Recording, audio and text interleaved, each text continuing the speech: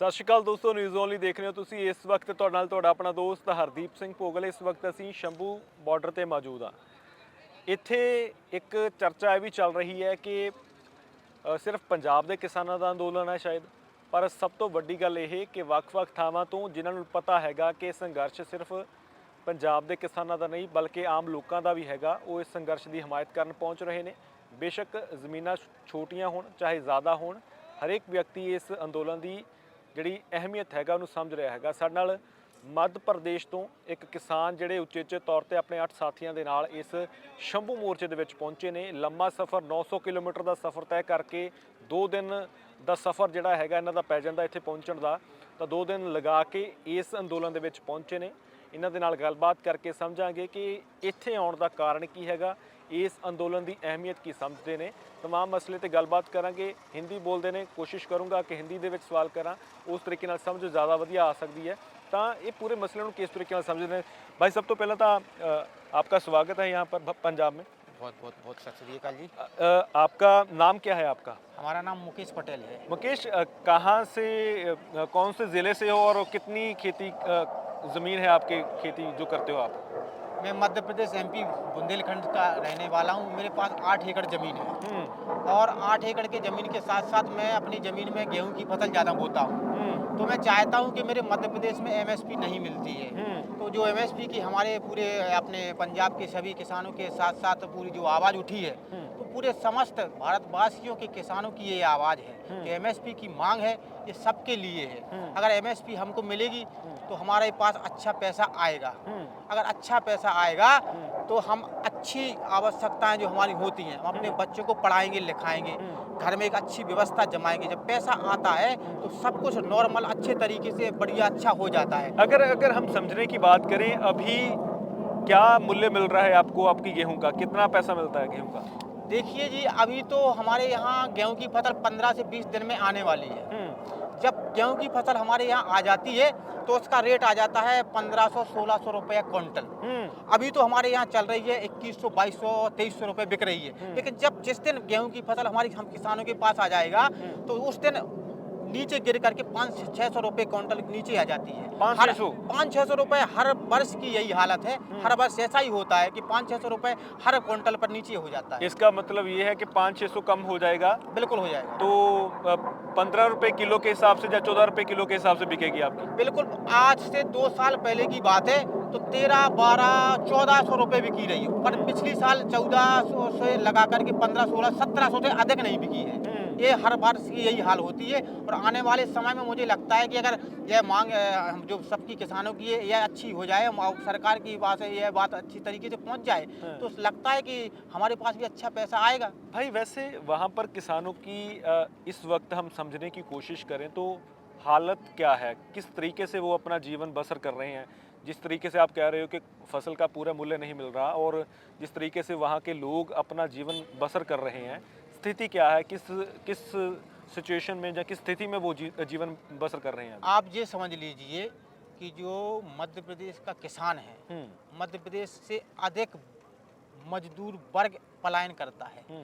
आपके पंजाब में भी मजदूरी करने के लिए हमारे स्टेट से किसान लोग बाग आते हैं और आगे चल के अपने हरियाणा में आते हैं। पूरी दिल्ली समूचे में मजदूरी के लिए हमारे मध्य प्रदेश से अधिक लोग आते हैं। इसका कारण यही है कि हम लोगों को सही मूल्य दाम फसलों के कभी नहीं मिले हैं। अगर वह सभी प्रकार की जो फसलें हमारी 23 फसलें आती हैं, इसके सही दाम मिलते रहे होते तो आज यह हालत नहीं होती। हमारे मध्य प्रदेश से मजदूरी के लिए किसान अन्य स्टेटों में नहीं जाते। वैसे पूरे देश में मोदी जी की चर्चा चल रही है, मोदी जी की तारीफें हो रही हैं। आप क्या मध्य प्रदेश में भी जय हो मोदी चल रहा है, और या फिर वही उनके मन में भी है कि राम मंदिर बन गया तो हमें और किसी चीज़ की परवाह नहीं है, हमें तो और कुछ चाहिए नहीं, मंदिर बनना चाहिए था, वो बन गया, मोदी जी ने बनाया तो हम अगली बार भी मोदी जी को चुनेंगे? चलो, जो राम मंदिर की बात है, जो कहा जाता है कि राम राज्य युग का उदय आरंभ हो गया है, हम मानते हैं। लेकिन जो न्याय नीति नैतिकता नीति होती है राम राज्य की, कि सर्वजन हिताय सर्वजन सुखाय, मतलब कहने का कि जिसको जितनी आवश्यकता उसको उतना मिल जाए। लेकिन आज के जो हमारे नियतखोर, मैं कहना चाहता हूँ, आज के जो नियतखोर नेता हमारे जो राजनीति चल रही है, जो नियतखोर नेता हैं वो अधिक ले रहे हैं। जिसको हम किसानों को आवश्यकता है, हम को अधिक मिलेगा तो हम जो इंफ्रास्ट्रक्चर होता है हमारे देश का, जो रोजगार कैसे चलता है, बिल्कुल ऐसे चलता है कि अगर हमारे पास पैसा होगा तो हम कपड़े अच्छे ले लेंगे, बिल्कुल अच्छे कपड़े ले लेंगे, तो जहाँ वो कपड़े बनते हैं वहाँ अधिक रोजगार लोग लगेंगे, लड़के लगेंगे। आज रोजगार क्यों खतरे में जा रहा है?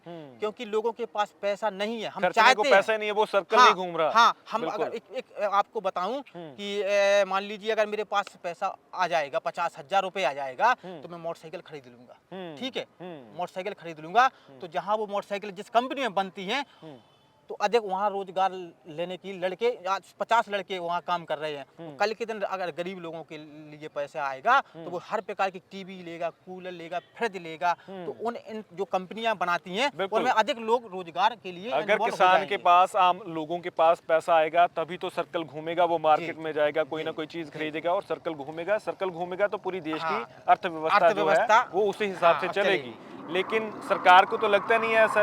आपको लगता है कि सरकार ऐसा सोच रही है? उनको तो लगता है कि कुछ कारपोरेट घराने हैं, वो उनकी जेब गर्म हो जाएगी तो वोट जीत लेंगे, उसी हिसाब से देश चल रहा है अभी। जैसा कि मैं चाहता हूँ, आपके माध्यम से कहता हूँ, एक बहुत बड़ी बात कहता हूँ, क्योंकि अगर मोदी सरकार चाहे तो हम आप सबका, पूरे भारतवासियों का लाखों नहीं, करोड़ों नहीं, अरबों रुपया प्रतिदिन का बच सकता है। कैसे? कैसे? मैं बता रहा हूँ कि जो हमारा आज वो चंद 20 से 25 लोगों के पास पैसा जा रहा है, जो हमारा नेट है, इंटरनेट है, हम हर महीने मोबाइल रिचार्ज, एक 24 दिन का रिचार्ज 240 रुपए में कराते हैं। 240 रुपए में रिचार्ज कराते हैं। प्रतिदिन का हमारा 8, साढ़े 8 या 9 रुपये प्रतिदिन का हमारा लगता है। ये ₹1.25 हर व्यक्ति का ₹1.25, आपका ₹1.25, आपका, हमारा सबका ₹1.25 फ्री में जा रहा है। वो किसके पास जा रहा है? चंद लोगों के पास जा रहा है। अगर यह मोदी सरकार, यह मैं कहता हूं कि जो 24 दिन का बैलेंस डलता है, या सीधा जैसे हमारा 31 दिन का महीना होता है, कोई महीना 30 दिन का होता है, अगर ये पूरा का पूरा बैलेट कर दे, पूरा का पूरा बैलेट कर दे, तो रुपया बच जाएगा, सबका रुपया बचेगा, मेरा ₹1.25 बचेगा, इस देश का करोड़ों, अरबों, खरबों रुपया बचेगा। आप किस तरीके से, मैंने जैसे शुरुआत में कहा कि 2 दिन का सफर था, 900 किलोमीटर का सफर तय करके पंजाब में पहुंचे हो, क्या सोचा था कि क्यों जाना जरूरी है इस संघर्ष में? इसलिए मैं अपनी सोच बना करके आया। मैंने सोचा कि मैं भी एक किसान हूँ और किसान के साथ साथ मेरे पास भी समृद्धि नहीं है। अगर जो हमारी मांग है, मुख्य मांग है कि जो हमारी सभी फसलें, 23 फसलें आती हैं, अगर इस सभी फसलों पर अच्छे भाव रेट की MSP लागू हो जाएगी, जो आज के टाइम पर प्रति किलो का 8-10 रुपया जो बीज के हमारे बिचौलिए हैं, जो व्यापारी हैं, वो ले जा रहे हैं। अगर हर भारत के सभी जिलों में एक इन्वॉल्व मंडी शासकीय सरकारी तरीके से इन्वॉल्व हो जाए, उसमें एक लिस्ट बना दिए जाए, हर 23 फसलों की MSP जो दाम निर्धारित कर दिए जाए, रेट टू रेट लिख दिए जाए, तो एट ए टाइम 24 घंटे जब भी किसान वह मंडी में ले जाएगा, फसल बिक जाएगी। और हमारे मध्य प्रदेश में इतना बुरा हाल है मान्यवर कि MSP और मंडियां कहीं कोई है ही नहीं। ये समझिए आप कि बिल्कुल मध्य प्रदेश का किसान इतनी मुसीबत में झेल रहा है, लेकिन मजबूर है। सस्ता मैंने ये भी सुना है कि वहाँ पर, चलो आपके पास 8 एकड़ ज़मीन है और आपके कुछ साथियों के पास 20 एकड़ होगी, 40 एकड़ होगी। मैंने तो ये भी सुना है कि 100-100 एकड़ वाले भी मजदूरी कर रहे हैं वहाँ पर। ऐसा भी हालात हैं? नहीं, ऐसा नहीं है। 100-100 एकड़ वाले मजदूरी नहीं करते हैं, वो तो अपने मजदूर और किसी को लगाते हैं, मतलब। लेकिन अधिकतर 100 एकड़ जमीन वाले हमारे यहाँ किसान नहीं हैं। हमारे यहाँ छोटी खेती है। किसी के पास 2.5 एकड़, 3 एकड़, 4 एकड़, 8 एकड़ के भी मेरे पास 8 एकड़ है। कम किसान है 8 एकड़ के, मतलब 8 एकड़ के किसान 50% से ज्यादा नहीं होंगे। और जो आपने कहा 25 से 50, 40, वैसा नहीं है। ऐसा नहीं है। किसी के पास है 40-50 एकड़ जमीन, वो होगा लगभग 100 किसानों से, मतलब 10 किसानों के पास इतना ही जमीन होगा। तो वो खेती, वो उनका कैसे गुजारा अच्छा चल रहा है? वो गुजारा अच्छा चलता है, उनको अच्छा चलता है। वो अपने घराने में अपने खेती बाड़ी किसी को बटिया तरीके से अपनी लगाई हुई है व्यक्तियों को, ऐसा चलता है। तो गेहूं की खेती और इसके अलावा कौन सी खेती चल रही है? सरसों की होती है, चने की होती है। तो उसका दाम क्या मिल रहा है आप? सरसों का अभी हमारे यहाँ ज़्यादा से ज़्यादा 3600 40 42 45 से ज़्यादा नहीं हुआ है चने का। और जो सरसों का रेट है वो 50 52 53 50 52 53 50 45 50 के आसपास रहती है। यही मूल्य चल रहा हाँ, है। यही मूल्य चल रहा है। इसीलिए ये सोचा कि पंजाब जाकर जाना और पंजाब के संघर्ष में शामिल होना ज़रूरी है आपको। बिल्कुल, बिल्कुल, इसीलिए आया हूँ कि भैया सबका ये आंदोलन है, सबको जाना चाहिए, वैसे पूरे देश को आना चाहिए। पिछली बार मैंने मुझे याद है सिंगू पर भी आप मौजूद थे, जी। वहाँ पर भी पहुँचे थे, वहाँ पर भी आपसे वार्तालाप हुई थी, तो सिंगू पर भी पहुँचे थे, यहाँ भी पहुँचे हो। जी, सिंगू में पहुँचने का कारण भी यही था कि किसानों की आवाज़ सुनी जाए। हाँ। लगता है कि वादा कर दिया सरकार ने, उसके बाद वफा नहीं किया वादा, इसीलिए दोबारा संघर्ष करना पड़ रहा है अभी। देखिए, मैं सरकार को बताना चाहता हूँ, हम्म, मैं एक बात कहना चाहता हूँ हम्म, कि ये आंदोलन सबका है। हम्म, ये आंदोलन सरदारों का नहीं है, लेकिन सरदारों से समुंदर आंदोलन बन जाता है। हम्म, ये आंदोलन समुंदर बन गया है। मोदी साहब कोको कोला मत बनिए, हम्म, ये कहने का तात्पर्य मेरा ये है कि कोको कोला मत बनिए, हम्म, नहीं तो जो आप में जितना कोको कोला है वो बाहर आ जाएगा, पानी ही बचेगा। हम्म, क्योंकि सरदारों से ये आंदोलन समुंदर बन गया है। हम्म, अब जब समुंदर अधिक हो जाता है तो जब उसमें वो लहरें आएंगी तो जो कचरा होता है वो सब किनारे पर आ जाता है। बिल्कुल, आ जाता है। आपने देखा होगा, बिल्कुल आ जाता जब समुद्र में बड़ी बड़ी लहरें उठती हैं तो सारा जो कचरा बाहर फेंकता है समुद्र। बाहर फेंकता है। इसलिए कहते हैं मोदी जी, प्रधानमंत्री जी, आप समझ जाइए, ये हक और अधिकार की लड़ाई है, इसमें कोई दो राय नहीं है। आपको ये किसानों की बात माननी होगी, क्योंकि ये देश का किसान है। देश का एक अगर जो दो बैल एक किसान होता है, जिसे कहते हैं देश की शान। ये एक और मैं मेरे पास एक विकल्प है, मैं वो भी आपके समक्ष बताएं रखना बताएं चाहता बताएं हूं बिल्कुल। कि जो हमारा दो बैल हैं उनसे एक ऐसा यंत्र बनाया जा सकता है। मैंने दिमाग लगा लिया है, रिसर्च कर लिया है, उसका प्रयोग आसानी तरीके से सार्थक तरीके से उपयोग में लाया जा सकता है। ऐसा यंत्र बनाया जा सकता है जो हमारी फसलें हैं, सभी प्रकार की फसलें, सूखी गीली कटाई जो होती है, इन्हीं दो बैलों से अच्छा यंत्र बनाया जा सकता है। अच्छा। कटाई का यंत्र बनाया जा सकता है, कटाई के उपयोग में लाया जा सकता है, अच्छे तरीके से कटाई का निर्माण हो सकता है। और दूसरी बात, एक और यंत्र बनाया जा सकता है, एक और विकल्प है। जो हमारा बैल है, जो 5 हॉर्स पावर का पानी होता है, वो इतनी स्पीड में यंत्र बना करके किसान अपने खेत के लिए, सिंचाई के लिए आसानी से उपयोग में लाया जा सकता है। ऐसा यंत्र बनाया जा सकता है। अगर सरकार एक मात्र 50-25% रुपया अपना जो GDP का होता है, उनके भंडारण का होता है, वो दिमाग तो लगा ले। मैं कहता हूँ ये किसी के माथे पर नहीं लिखा रहता। लेकिन वो तो ये सोचते हैं ना कि मशीनों से काम हो जाएगा, और तो मशीनें बननी है, मशीनें कारपोरेट घरानों से बननी है। ठीक है, मशीनों से काम होता है, आज भी होता है, ये मानता हूँ, लेकिन मशीनों में कितना खर्च आता है, कितना खर्च आता है, डीजल लगता है, हर प्रकार से मशीनों के 20-25 लाख रुपए की आती है मशीन। अगर ये यंत्र बन जाए तो इसमें क्या खर्च लगेगा किसानों को। वैसे आखिर में लगता है कि मोदी जी मान जाएंगे आपके हिसाब से? मोदी जी को मानना चाहिए। मैं क्या कहता हूँ कि ये किसी के माथे पर नहीं लिखा रहता कि इसमें कितना है ज्ञान, वो निकाला जाए तो निकाला जा सकता है हर संकट समस्या का समाधान।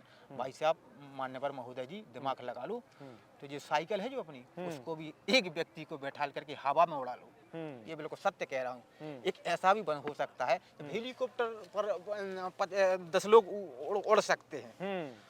तो एक व्यक्ति को, जो ट्रैफिक, सबसे बड़ी समस्या क्या है बड़ी बड़ी महानगरों में, शहरों में, ट्रैफिक में टी लगे रहते हैं, घंटों जाम लगा रहता है।